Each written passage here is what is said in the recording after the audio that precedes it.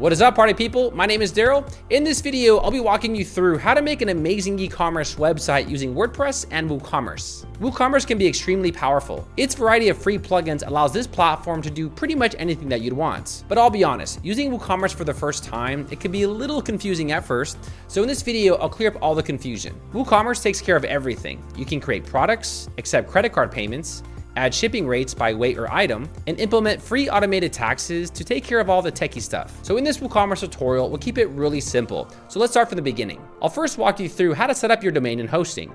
Then I'll show you how to install WooCommerce, set up your store settings, create products, set up shipping, and connect payment gateways like Stripe and PayPal so you can start accepting credit cards right away. Plus, we offer a variety of dozens of free e-commerce templates that you can instantly set up on your store and make you and your business look really professional. You simply select an e-commerce templates, click imports, and your store is all ready to go. So by the end of this video, you'll have a working e-commerce website that is ready to accept payments. So grab your favorite coffee and let's build your e-commerce store